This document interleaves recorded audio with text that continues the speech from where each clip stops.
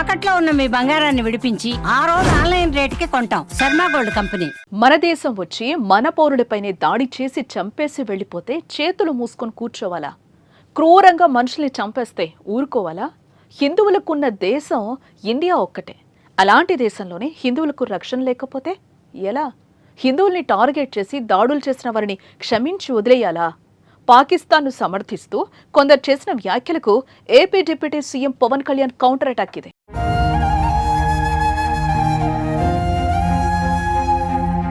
పహల్గాం దాడి ఘటనపై AP deputy CM Pawan Kalyan తీవ్రంగానే ఖండించారు. ఈ ఘటనలో పాకిస్తాన్ కు మద్దతుగా మాట్లాడుతున్న వారిపై ఫైర్ అయ్యారు. మత ప్రాతిపదికన 26 మందిని చంపినా పాకిస్తాన్ కు అనుకూలంగా మాట్లాడటం సరికాదని, అలా మాట్లాడాలనుకుంటే ఆ దేశానికే వెళ్లిపోవాలని సూచించారు. మత ప్రాతిపదికన చంపడం సరికాదన్న పవన్ ఇటీవల జమ్మూ కశ్మీర్లోని పహల్గాం ఉగ్రదాడిలో ప్రాణాలు కోల్పోయిన వారికి మంగళగిరి సీకే కన్వెన్షన్ హాల్లో నివాళుల కార్యక్రమం నిర్వహించారు.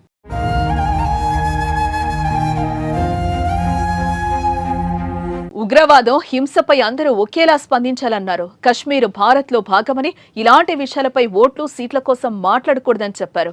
ఈ ఘటనలో ప్రాణాలు కోల్పోయిన శ్రీ పొట్టి శ్రీరాములు జిల్లా కావలికి చెందిన మధుసూదన్ రావు కుటుంబానికి పార్టీ తరపున 50 లక్షల ఆర్థిక సాయం ప్రకటించారు. సత్యం మాట్లాడాలంటే చాలా ధైర్యం కావాలని, చనిపోయిన మధుసూదన్ రావు ఎవరికి హాని చేశారు? కుటుంబాన్ని తీసుకుని కశ్మీర్కు వెళ్తే చంపేస్తారా?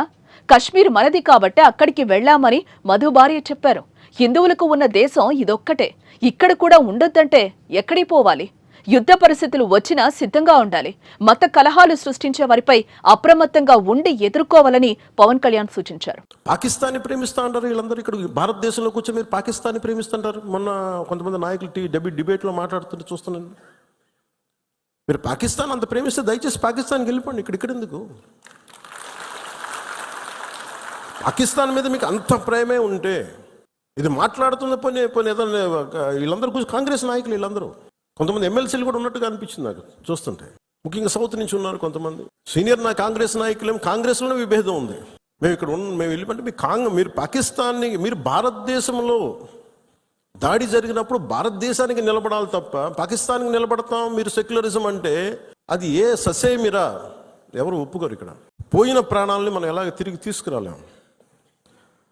పెద్ద ఎర్నింగ్ మెంబరు చనిపోయాడు కుటుంబంలో, మధుసూదన్ గారి కుటుంబంలో.